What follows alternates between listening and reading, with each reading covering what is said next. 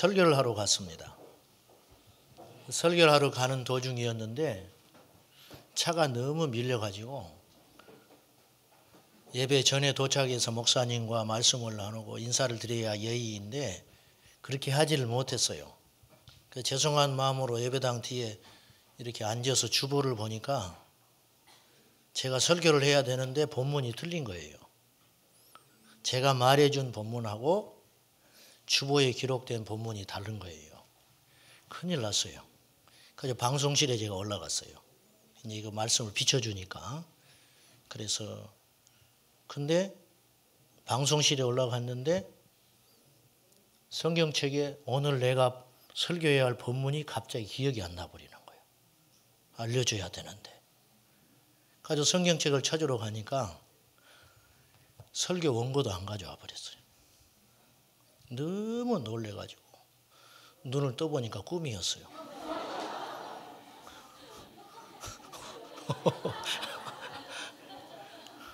어젯밤에 그 꿈을 제가 시달려가지고 제가 눈이 휑합니다. 막 가슴이 심장이 두근두근 뛰어가지고 원고도 안 가져왔지. 본문은 다르게 돼 있는데 가서 알려주려니까 설교해야 할 사람이 그날 본문을 내가 기억이 안 나버리는 거예요.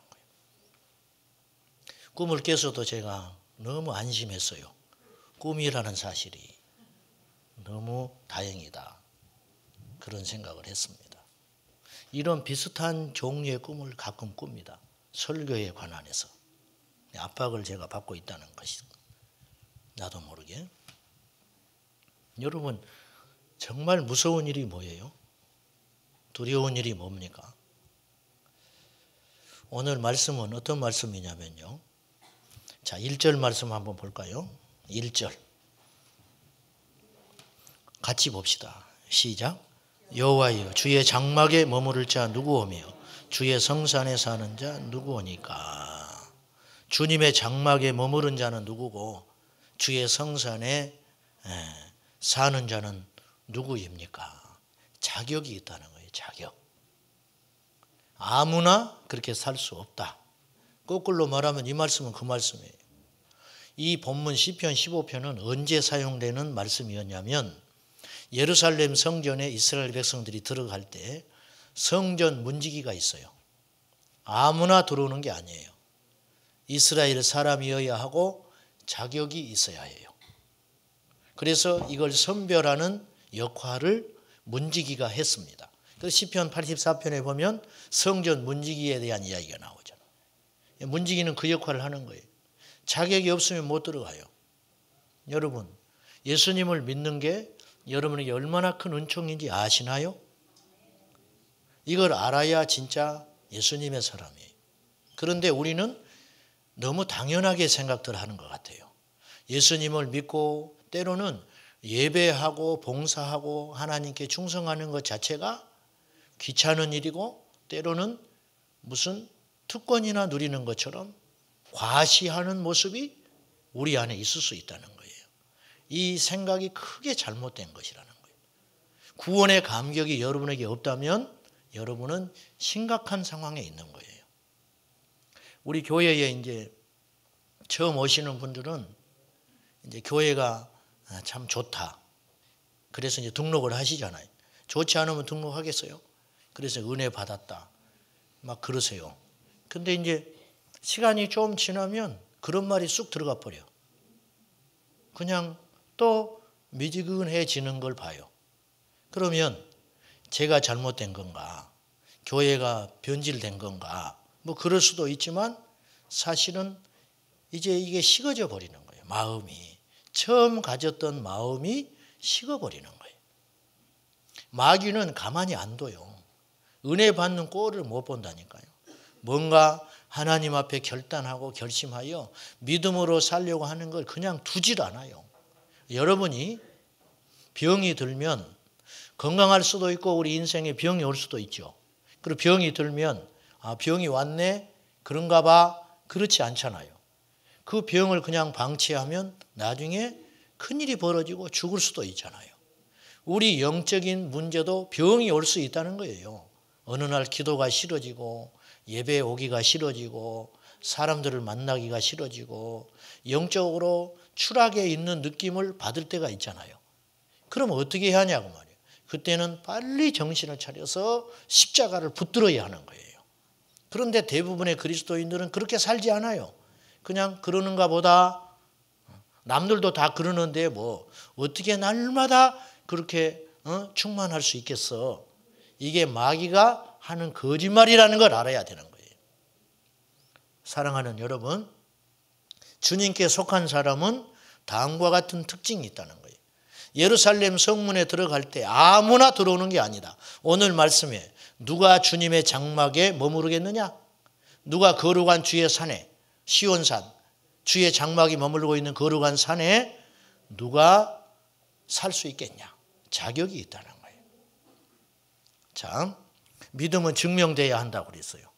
이렇게 해야 하나님의 나라 간다는 말이 아니고 이런 증거가 있어야 진짜 예수 믿는 사람이다. 사랑하는 여러분, 하나님 나라의 백성이 됐다는 특권과 그 기쁨과 감격과 감사가 있어야 합니다. 그것이 없다? 여러분 믿음이 식어버린 거예요. 예전에 제가 어떤 일을 하느라고 만나가지고 그 사람 명함을 받은 적이 있어요. 이제 교회 뭐 공사하고 그러는 거. 근데 내가 목사라는 걸 아직 밝히기 전이에요. 근데 이분이 명함을 저한테 딱 주는데 나는 그런 명함은 처음 봤어요. 이제 세상에 직업을 갖고 있잖아요, 이분이. 암흑의 그 책임자. 그리고 그 밑에다가 안수 집사 암흑의 이렇게 딱 써놓은 거예요. 너무 내가 감격과 충격을 받았어요. 어떻게 세상의 일을 하면서 자기가 안수 집사인 걸 당당하게 밝힐 수 있을까? 이건 굉장히 불편한 일이고 불이익도 당할 일이 많아요. 내가 집사라는 걸 오픈하는 순간 할 말 못하게 될 수도 있는 거예요. 그런데 그걸 감수하면서 내가 안수 집사라는 거예요. 거기서 느껴지는 것은 뭐냐면 위선이 아니고 그 명함을 제가 딱 받아드는 순간 이분은 안수 집사님에 대한 긍지와 자긍심이 대단하구나. 얼마나 이 직분을 귀하게 생각하면 이렇게 할 수 있을까. 저는 그런 명함을 본 적이 없어요. 교회에서나 우리가 그렇게 하지 밖에 사업을 하면서 불편한데 일부러 속이려고 하지요. 그런 자부심. 하나님은 아무나 예배를 받지 않습니다. 하나님은 아무나 예루살렘 성전에 들어오는 걸 허락하지 않았어요. 자격이 있다는 거예요.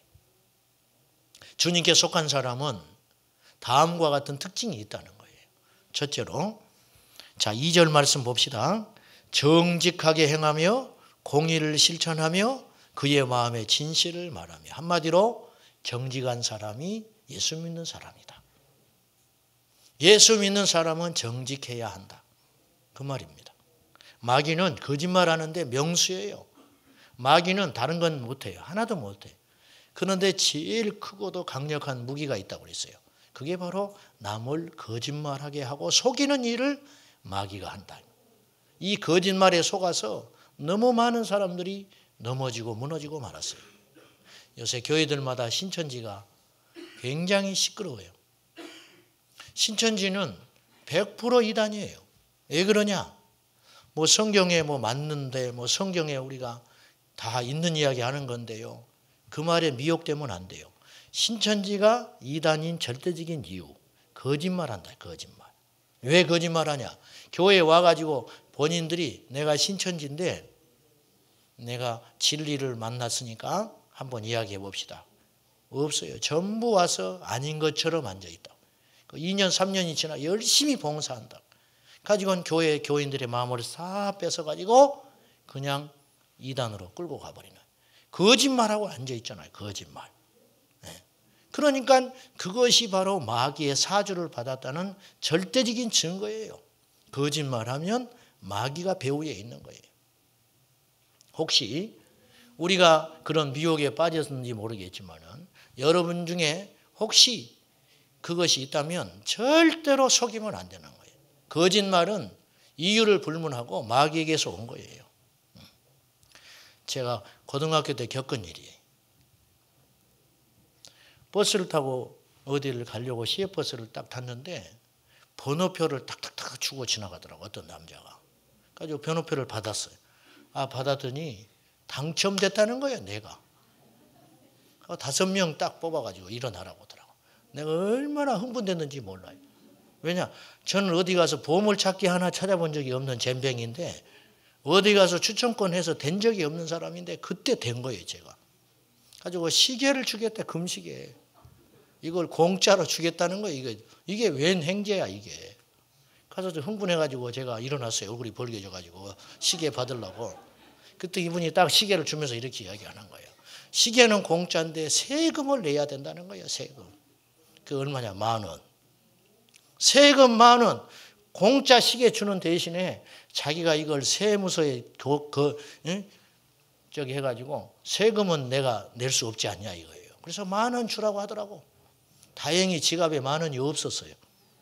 그래서 아깝다고 제가 그래서 그냥 시계 다시 뺏겼지요. 알고 봤더니 그게 1,000원짜리 시계, 1,000원짜리 금딱지 시계. 3일 지나면 서버리는 거. 온갖 거짓말이 이 세상에는 지금 판치고 있는 거예요. 하루에도 수번씩 문자 옵니다. 대출 싸게 하라 하고 싸기는 뭐가 싸요? 완전 고리대금업자들인데. 자세히 읽어보지 않으면 깜빡 속아 넘어가 버리는 거예요. 이 세상은 완전히 마귀가 거짓말로 통치를 하고 있어요. 영국 격언에 이런 말이 있어요. 하루를 행복하려거든 이발을 하거라. 한 달을, 일주일을 행복하려면은 말을 사라, 말. 한 달 행복하려면 결혼하래.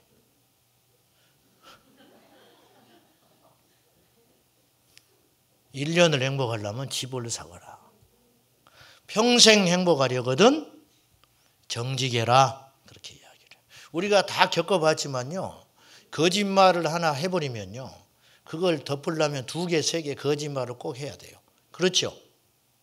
저만 그런가? 거짓말을 어쩌다가 한번 툭 던져놓으면 그것을 덮기 위해서 더 큰 거짓말을 하게 된다니까요. 그래서 이 고리를 끊어야 돼요. 사실 내가 그때 거짓말했다. 그러면 이제 끝나는 거예요. 그 거짓말은. 더 이상 힘을 못 쓰는 거예요. 그런데 그것을 계속 묻어두면 거짓말이 점점 커지는 거예요. 무서운 일이 벌어지는 거죠. 한국요리 회장님이었던 최태섭 장로님, 정말 그리스도인의 모범이셨죠.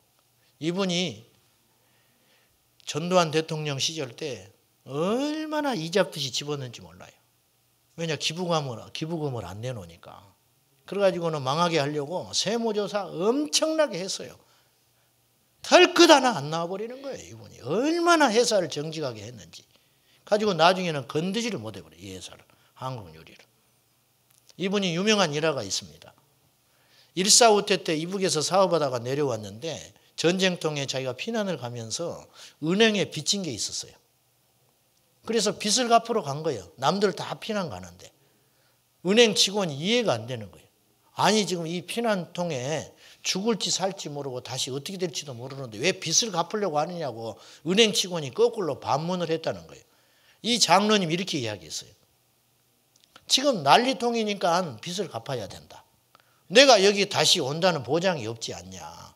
내가 살지 죽을지도 모르고. 그러니까 이 빚을 갚아야겠다는 거예요. 그럼 빚을 갚았어요. 은행 직원이 말리는데도. 빚을 갚고 제주도로 피난을 갔어. 제주도에 가서 피난 내려가 있는데 미국 군납권을 얻어가지고 사업을 하기 시작한 거예요. 돈이 있어야 사업을 하지요. 피난통에. 그런데 그 은행을 찾아가니까 그 은행에서 그걸 기억하고 있어요. 그래서 사장님이라면 담보도 없지요. 전부 땅덩어리 이북에 두고 왔는데 땅이 어디 있고 뭐 믿을 사람이 누가 있어요. 전쟁통에. 회장님이 하신다면 얼마든지 밀어주겠다. 그 당시 2억을 담보 없이 돈을 빌려줬다는 거예요. 은행에서. 그것이 한국요리의 시작이었어요. 시편 124편 4절에 보면은 정직한 자에게는 흑암 중에 빛이 일어나나니 그는 어질고 자비하고 의로운 자니라. 정직한 사람은 흑암 중에도 빛이 온다는 거예요. 세상 사람들은 어려워지면 거짓말을 해버려요. 왜? 살아야 되니까. 그런데 예수 믿는 우리는 바로 알아야 합니다. 어렵기 때문에 정직해야 돼요. 그래야 주님이 내 편 되어주시는 겁니다. 예수님을 믿는 사람은 증거가 있다. 정직해야 한다. 정직해야 한다. 두 번째, 예수 믿는 사람의 특징, 주님께 속한 자는 다음과 같은 특징이 있다. 3절, 그의 혀로 남을 허물하지 아니하고 그의 이웃에게 악을 행하지 아니하며 그의 이웃을 비방하지 아니하는 사람. 쉽게 말하면 남을 비난하지 않거나 남의 말을 하지 않는 사람이 예수님의 사람이다. 여기에 자유로울 사람은 한 사람도 없어요. 저부터 시작해서. 사람은 태어나서 말을 배우는데 2년 정도 걸린다고 그래요. 2년 정도 자꾸 들으면 말이 터져요. 그래서 엄마 아빠도 말을 하기 시작하고 표현력은 떨어져도 기본 말은 하게 되는 거예요. 말을 배우는데 2년 걸린다는 거예요. 사람마다 차이가 있겠지만은. 그런데요, 말을 안 하는 침묵 훈련을 하는 데는 60년 걸린다는 거예요. 60년. 일리 있는 말이죠. 사람이 말을 안 하는 경건에 도달하기까지 60년이 걸린다. 60년. 야고보서 2장에 보면 야고보서는 믿음의 행함에 대한 책이거든요. 입으로만 예수 믿으라 말라. 입으로. 믿음의 사람은 행함이 있어야 한다. 행함이 없는 믿음은 거짓이 아니다. 우리는 신앙이 잘못 배웠어요. 어떻게 배웠냐면 율법과 복음 이 논리로 따져가지고 구약에는 율법 다 나쁜 거야. 그건 저차원 법이야. 우리는 예수님의 은혜로 복음 안에 살고 있어. 뭔가 이렇게 짜 맞춰서 열심히 그렇게 할 필요 없어. 하나님이 다 하시는데 뭐. 마치 그것이 복음인 양, 믿음의 자유인 양. 그래가지고 성경을 이런 걸 가져와요. 주의 영이 계신 곳에는 자유함이 있느니라. 그래가지고 뭔가 좀 이렇게 철저히 믿으려고 하면 율법적이네, 율법적이야. 그 약속도 좀 대충 지키고 뭐 그래야 믿음이 좋은 것처럼. 그런 엉터리 신앙교육을 받은 거예요. 그래서 오늘날 예수 믿는 사람의 말을 사람들이 안 믿어주는 거예요. 안 믿어주는 거예요. 대충 살아가 버렸거든요. 믿음은 행함이 있어야 진짜 믿음이라는 거예요. 천국은 입으로 가는 나라가 아니에요. 천국은 삶으로 가는 나라라는 거예요. 삶으로. 믿습니까? 그래서 야고보는 우리에게 가슴 아픈 소리를 하고 있는 거예요. 행함이 없는 믿음은 믿음이 아니다. 결심만 하는 건 바보예요. 바보. 누구든지 할 수 있어요. 그런데 야고보서 2장에서 행함이 없는 믿음은 거짓이다. 그리하고 3장에 넘어가서 바로 거론하는 문제가 언어에 대한 이야기를 해요. 그래서 믿음의 가장 기초가 되고 중요한 것은 입술이라는 거예요. 말이 변하지 않으면 예수 믿는 사람 안 변한 거다. 안 변한 거예요. 왜? 말은 속일 수 없어요. 마음에 있는 것이 반드시 말로 나오게 돼 있어요. 아이고 죽겠네. 그 사람 반드시 죽을 날이 옵니다.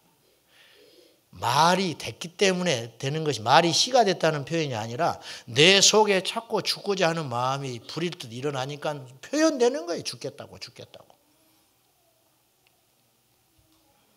옛날에 금성씨라고 그랬어요. 나주. 나주를 옛날에는 금성씨라고 했다는데 그 나주에 가면 진짜 예수 믿는 권사님이 한 분 있었다는 거예요.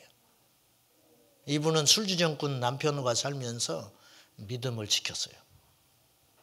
얼마나 핍박과 어려운 가운데서도 믿음으로 인내하고 살았는지 소문이 자자했어요.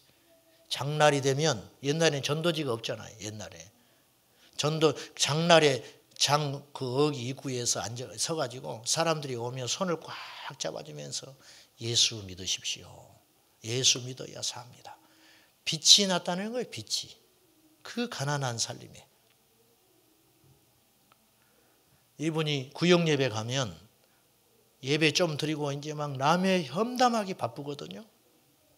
그러면 이분이 가만히 옆에서 눈만 감고 기도만 하고 있다가 옆 사람 무릎을 흔들면서 이제 그만해요. 기도해요. 그랬다는 거예요. 이게 진짜 예수 믿는 사람.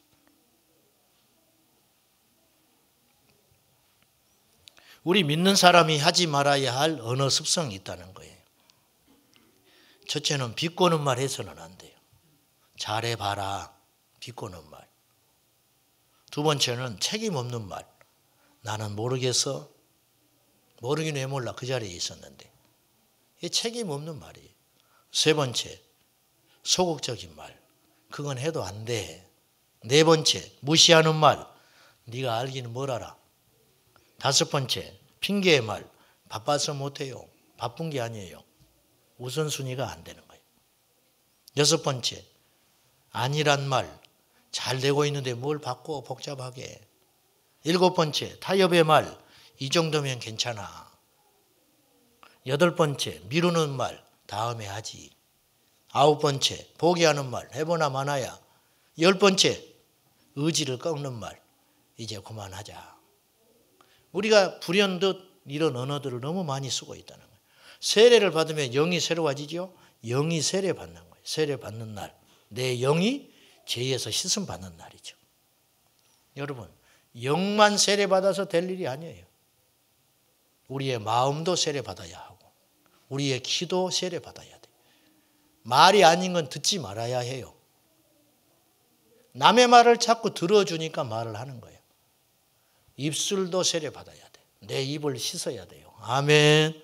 내 입을 씻기를 축원합니다. 더러운 말 해서는 안 돼. 비방하는 말 해서는 오늘 말씀에 그의 혀로 남을 허물하지 않는다.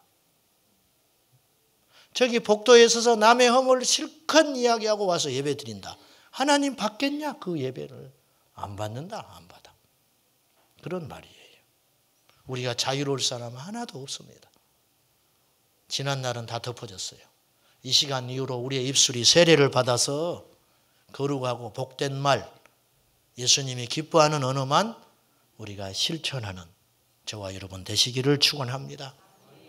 이거는 윤리적인 문제가 아니에요. 말은요, 영적인 데 속해 있어요. 말은 영적인 데 속해 있다고. 도덕 강연으로 듣지 마세요. 이 말씀을. 우리가 살고 죽는 게 여기 있다 그랬어요. 살고 죽는 게 혀에 달렸다 그랬어요. 성경이. 세 번째, 4절 말씀 봅니다.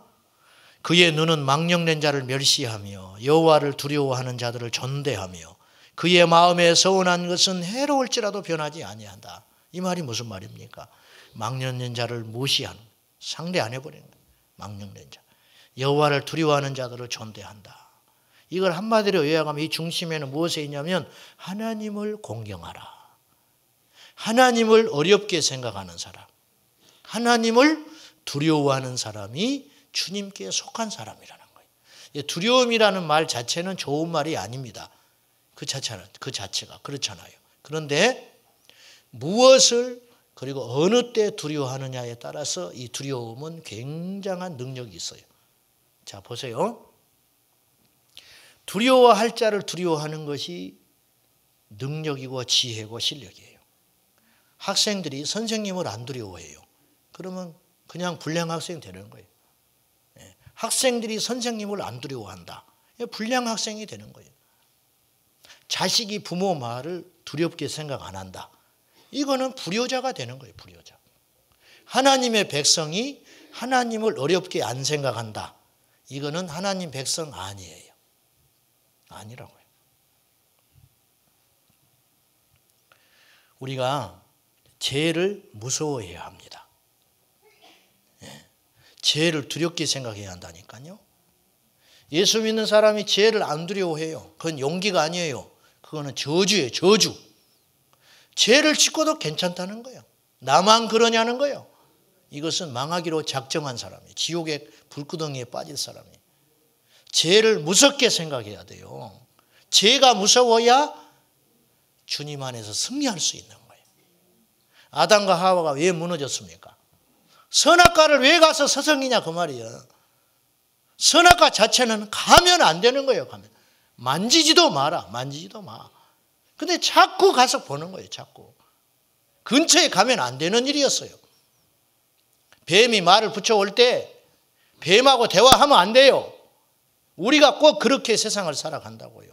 왜 술집에 서성이냐 그 말이에요. 나 술 안 먹는데 왜 서성해 안 먹는데 안 먹는데.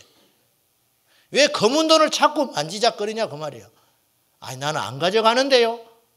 만지다 보면 내 품에 들어오는 거라고요. 그게 왜 내가 품지 말아야 할 걸 자꾸 보냐 그 말이에요. 내 것도 아닌 걸 왜 자꾸 보냐 그 말이에요. 보다 보면 내 마음을 지배하고 그것이 나도 모르게 내 수중에 들어와 버리는 거예요. 이게 죄를 짓게 되는 거죠. 사랑하는 주의 백성들 여러분, 죄를 무섭게 생각하시기를 축원합니다. 나는 뭐 괜찮다. 섰다 하는 자는 반드시 넘어지는 날이 오는 거예요. 길이 아니면 가지를 말아야 돼. 길이 아니면. 젊은 청춘 남녀들이 교제하고 그러는데 뭐 남들이 다 그렇게 교제하니까 텔레비전 맨날 언론에 보도되는 것이 무슨 뭐 아이는 혼수품이라고 그런 소리나 하고 앉아있고 말이에요. 보수와 진보의 문제가 아니라는 거예요. 그거는 하나님의 말씀에 뭐라 했냐. 제가 정죄하려는 게 아니에요. 이제부터라도 우리가 하나님 두렵게 생각해야 하나. 죄를 무섭게 생각할 줄 알아야 된다는 거예요. 너무 죄가 교회 안에 들어와 버렸어요. 하나님을 두렵게 생각 안 해요. 누가복음 12장을 여러분이 집에 가셔서 시간 날 때 꼭 읽어보십시오. 누가복음 12장에 보면은 하나님의 자녀들이 두려워해야 할 대상과 두려워하지 말아야 할 대상을 말씀하고 있어요. 핍박 무서워하지 마라 그랬어요. 성경에. 하나님께서 예수님의 복음을 전하다가 예수 믿다가 당하는 어려움 무서워하지 말아라. 누가 우리한테 핍박하는 거 무서워하지 말아라. 사람 무서워하지 말아라. 가난한 거 무서워하지 말아라. 그런데 우리가 무서워해야 할 유일한 대상이 있다는 거예요. 누가복음 12장 5절에 보면은 마땅히 두려워해야 할 자를 두려워하라. 그 두려워해야 할 자가 누구냐? 다시 오실 우리 주님. 우리 주님이 오셔서 다 낱낱이 심판한다는 거예요. 내가 그때 어떤 마음으로 그것을 했는지, 왜 그것을 했는지 사람은 속여도 주님은 속일 수 없다.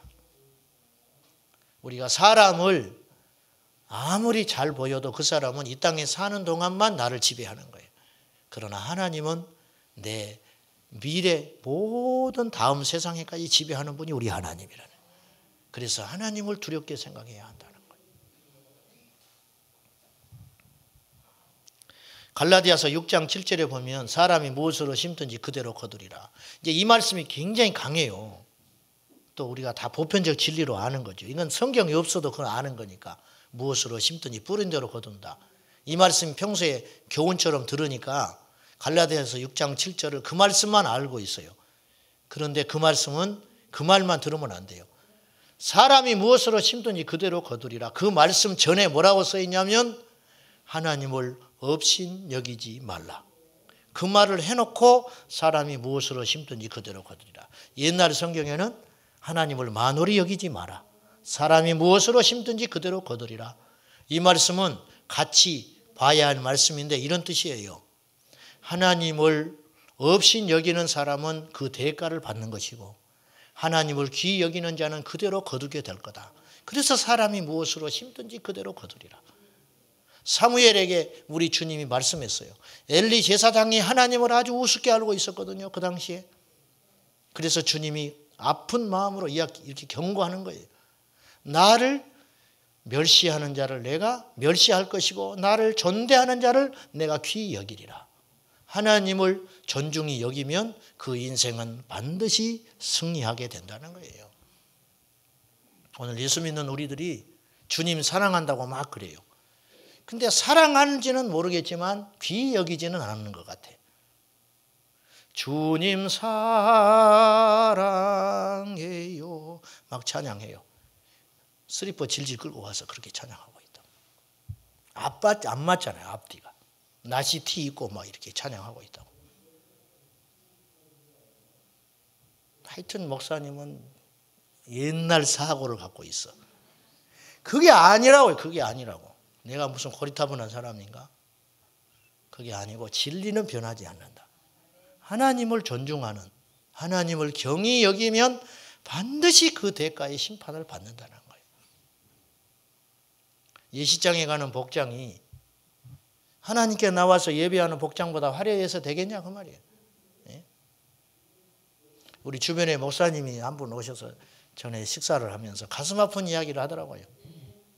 우리 장로님도 여기 계시는데 우리 장로님은 그런 분 아니라고 생각하니까.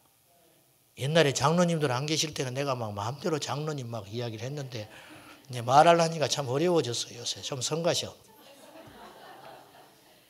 이 목사님이 가슴 아픈 이야기를 하더라고. 어느 날 장로님이 자기 교회에 등록을 하셨다는 거예요. 너무 좋다고. 교회가 자꾸 하니까 얼마나 기했겠어요. 장로님이 오셨으니까. 그래서 신방을 갔어요. 신방. 등록하셔서. 권사님은 없어. 어디 가버리고 신방 받는 날. 부인은 안 계시고 장로님은 앉아서 예배 드리는데 추리닝 입고 앉아있더래. 추리닝. 뭐 그럴 수 있어요. 뭐 그 본질은 아니니까. 문제는 이거야. 이제 예배 드렸으니까 식사 대접하러 가자고. 옷 딱 갈아입고 나오더래. 식사하러 갈 때는 옷 갈아입고 예배 드릴 때는 추리닝 입고 앉아있고 와서 속을 그렇게 썩이더니 결국 또 다른 데로 갔더래. 나중에 알고 봤더니 그분이 또 다른 내 아는 목사님 내 교회가 있네. 같이 만나서 이야기하다 보니까 우리 교회도 올란지 몰라. 오셔서 내가 가서 신방하는데 추리닝 입고 있다. 가위로 잘라버리라.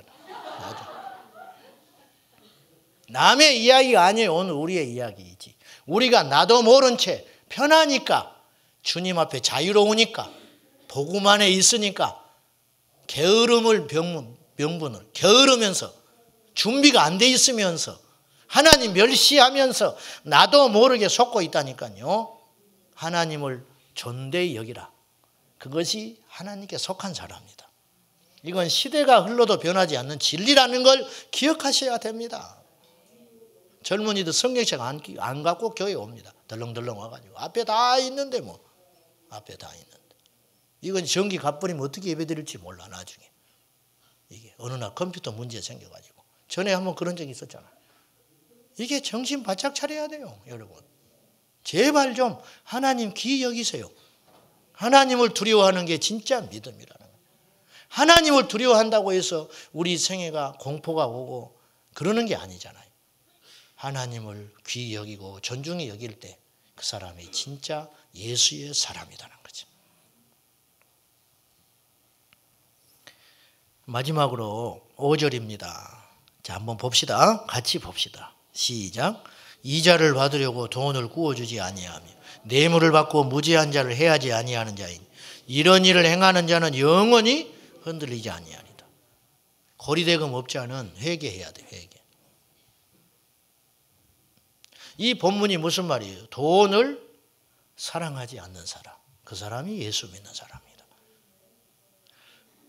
성경에는요. 돈을 악하다고 했는가? 아니에요. 예수님의 비유의 7, 80%가 물질에 관계된 이야기예요. 달란트, 돈 이야기죠. 부자, 어리석은 부자 이야기. 돈의 이야기예요. 돈. 따지고 들어가면. 값비싼 진주를 구하는 사람들의 이야기. 이게 다 물질에 관계된 이야기라고요. 이 세상이 물질 세계예요. 그래서 물질을 초월하지 않고는 믿음으로 살 수 없어요. 돈은 영적인 게 아니에요. 그러나 영적인데 돈만큼 영향을 많이 주는 게 없어요. 경제적으로 어려우면 예수 안 믿어버려. 벌써 알아요. 예배 시간에도 하나님 앞에 마음을 전심으로 쏟지를 못해요. 어려워져 버리면. 그건 저도 마찬가지야. 누구든지 돈의 문제를 초월했다고 누가 자신 있게 말하겠어요. 그런데 그 돈에 대한 욕심이 나를 망하게 하는 것이지 돈 자체가 악한 건 아니죠. 이 돈에 대한 정리를 우리가 잘할 필요가 있어요. 너무 많은 그리스도인들이 돈의 기세에 눌려가지고 영적으로 자유롭지 못해요. 기도도 안 돼. 힘도 없어요. 여러분 돈에 지배받지 말고 조금 가난하더라도 없으면 줄여 살면 되지. 뭐가 어때요? 허례허식 부리지 말고 믿음으로 사시기를 축원합니다. 가난한 건 부끄러운 일이 아니에요. 정직하게 살았는데 가난하다. 이게 뭐가 부끄러워요? 지금도 돈 때문에 타락하고 돈 때문에 지옥 가는 사람이 한둘이 아니에요. 셀 수도 없어요. 옛날에는 눈에 보이는 우상이 무서웠어요. 바알과 아세라. 그러나 지금 교회의 우상은 돈입니다. 주의 종들도 돈 앞에 펑펑 넘어져 버리는 거예요. 수십 년 기도하고 교회를 그렇게 아름답게 만들었다가 나중에 은퇴할 때 퇴직금 더 주라, 더 못 준다. 완전히 교회가 폭삭 무너져 버리는 거예요. 그 사이에서 상처받고. 우리 좀 정직해 봅시다. 왜 목사님들이 이렇게 큰 교회 하려고 합니까? 커야 대우를 받지. 영혼 사랑해서 뭐 그럴 수도 있어요. 처음에는 그러셨을지 몰라. 죄송합니다. 여기 목사님들 혹시 계시는데. 저도 마찬가지요. 그것과의 싸움이에요. 저도. 날마다 싸우는 거예요. 처음에는 안 그러셨겠지. 나중에 대우받고 높은 자리에 올라가다 보니까 성도들이 영혼으로 안 보이고 숫자로 보이기 시작하는 거예요. 목사님들 모이면 무슨 이야기 하는지 알아요? 몇 명 모이냐? 올해 예산 얼마 했어? 도대체 어쩌자는 거예요, 도대체. 교회 작은 교회 목사님은 죄인 아닌 죄인 돼가지고 끼지도 못해 한쪽에서 밥 먹고 있어. 교회가 크면은 가운데 떡 자리 잡고 자기들끼리 앉아가지고 이거는 깡패 집단이나 하는 짓이에요. 성도들도 마찬가지예요. 성도들도. 장사 속에 큰 교회 다니는 사람도 있어. 장사 속에. 저희 교회에 옛날에 지휘차를 썼어요. 기사분이 우리 교회에 오셨더라고. 내가 분명히 이야기했어요. 우리 교회를 운행하기 때문에 우리 교회에 등록하지 말아라. 우리가 이 차를 앞으로 안 쓸 수도 있다. 쓸모가 없으면. 그때 어떻게 할래? 우리 교회 다닐래? 다니겠다고 하더라고. 1년 있어 보니까 차가 타는 사람이 없는 거예요. 1년 있다가 정리했어요. 그 다음 주로 안 나와버렸어요. 1년 동안 내 책임이요.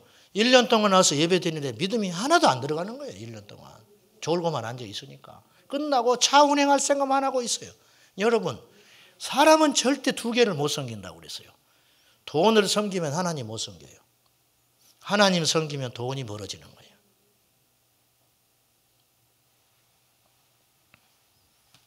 어떤 분이 권사님이고 새벽기도 하루도 안 쉬어. 얼마나 교회 봉사 열심히 하는지 몰라요. 근데 이분이 고리대금 하는 사람이에요. 그걸 못 바꿔요. 그렇게 기도 많이 하고 봉사하는데 그건 못 바꾸더라고. 그거 내려놔야 진짜 거듭나는 거예요. 돈 사랑하지 마세요. 돈은 반드시 우리를 배반하고 떠납니다. 어느 날. 돈을 사랑하지 않아야 주님께 속한 사람이다.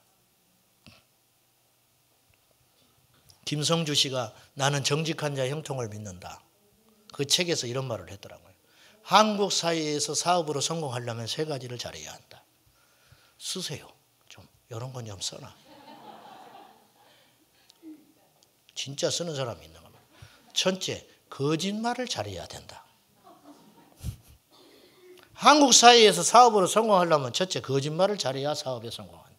두 번째, 술을 잘 먹어야 한다. 접대를 잘해야.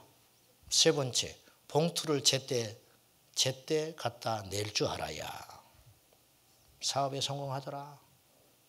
그런 말을 자기가 사업할 때 수없이 들었다는 거예요. 이분은 크리스찬이기 때문에 그렇지 않는 방법으로 사업하겠다고 결심했다. 면세 사업에 들어갔어요. 그것이야말로 그렇게 난무하더라는 거예요. 접대 문화들이. 하나님께 기도하고 정직하게 했는데 75%를 면세점을 이분이 잡았어요. 여러분, 하나님의 방법으로 해도 승리할 수 있다는 걸 믿으셔야 됩니다. 그것이 믿음이에요. 그 순간에는 답답하고 안 돼요. 그러나 결국은 형통한다. 왜? 하나님이 세상의 신 마귀보다 크기 때문에. 아무리 거짓말로 무장하고 악한 것으로 무장한 마귀가 우리를 넘어뜨리려고 해도 우리가 하나님께 중심 두고 살면 승리한다는 거지. 이걸 믿는 믿음이 있어야 진짜 믿는 거예요. 이걸 잘 안 믿는 거예요. 조선 후기 일제시대 나라는 뺏겨버리고 일제잔재에 온 나라가 신음하고 있었음에도 불구하고 조선 후기에 구한말 정신 못 차리고 관료들은 탐관오리, 부정부패가 크게 달하고 있었다는 거예요. 그래서 요즘으로 말하면 도지사를 하려면 2만 냥을 갖다 내야 2만 냥, 20만 냥. 도지사 하려면 20만 냥. 이게 공식적으로 정해진 액수라는 거예요. 군수 하려면 5만 냥. 면장하려면 2만 년 갖다 바치. 그러면 되는 거예요. 오늘도 똑같아요. 오늘도. 예전에 김진홍 목사님이 20여 년 전에 우리 학교 제풀에 와서 이야기했어요. 자기 보고 비례대표 국회의원 하라고 집권 여당에서 찾아왔더래. 나는 안 한다. 목사하지. 내가 목사가 정치하냐. 아이고 목사님 답답합니다. 이게 30억짜리인데. 이 비례대표 앞번호는 30억짜리라는 거 30억. 30억 갖다 줘야 공천받는 건데 그냥 하겠다고 그러는데 왜 안 하느냐고. 이해가 안 간다고 이야기하다. 그 당시 30억. 지금은 100억이 넘을 거예요. 그렇게 내고 국회의원을 됐으니 올라가서 뭐 하겠어요. 이제 본전 뽑아야지. 나라를 위해서 천만에. 선거철 되면 우리 교회도 옵니다. 우리 교회도. 이 작은 교회도. 왜 국회의원들은 나는 작은 교회 다니는 사람을 못 봤어. 전부 큰 교회 다녀. 4년을 대비하는 거예요. 그래서 씨를 뿌리는 거예요. 울며 씨를 뿌리는 자는 기쁨으로 단을 거두리로다. 울며 씨를 뿌리는 자는 표를 거두리로다. 어디서부터 썩어버렸는지 어떻게 해볼 수가 없는 거예요. 예수 믿는 사람이 이렇게 많은데 국회의원 3분의 1이 예수 믿는 사람인데 하나도 안 바뀌고 있어요.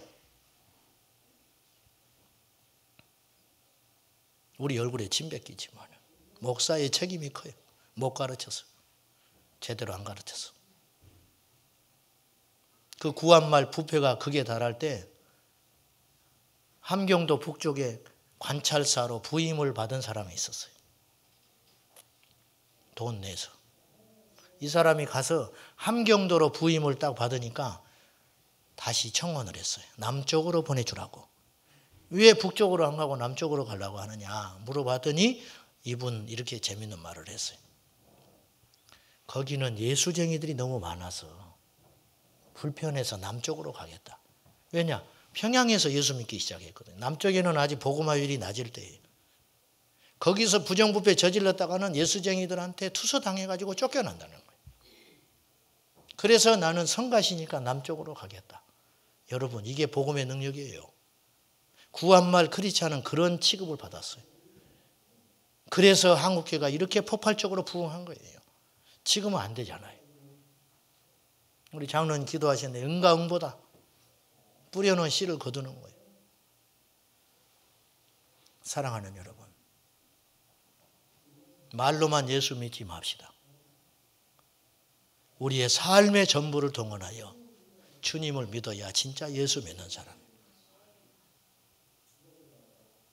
설교를 마치고 나니까 무슨 도덕 강연처럼 됐는데요. 이 말씀은 중요한 겁니다. 우리는 도덕적으로 완전해야 하나님 나라 가는 건 아닙니다. 기독교는 도덕적 종교가 아닙니다. 생명입니다. 천국. 그러나 그 생명 안에 큰 부분을 차지하고 있는 게 도덕입니다. 그래서 성령의 열매. 은사만 강조하다가 막 방언은 수십 년째 했는데 방언이 나쁘다는 게 아니에요. 저도 방언하니까. 방언이 나쁘다는 게 아니고 방언 수십 년째 하는데 거짓말을 입에 달고 사는 거예요. 한 입에 쓴물과 단물을 같이 내고 있는 거죠. 이게 문제라는 거죠. 방언을 했으면 그 입도 정직해져야 된다는 거죠. 우리 모두 이 아픈 마음으로 이 본문을 잘 받고 주님께 속한 사람은 증거가 있어야 한다. 첫째, 정직한 사람. 두 번째, 남의 말을 하지 않는 사람. 셋째, 하나님을 두려워할 줄 아는 사람. 세 번째, 돈에 대하여 일절 깨끗한 사람. 이 사람이 예수 믿는 사람이다. 우리 제자광성교회 모든 성도들과 지체들은 이런 하나님의 백성의 도를 따라서 승리하여 역사와 자식과 하나님 앞에 부끄럽지 않는 생애 사시기를 축원합니다. 기도하겠습니다.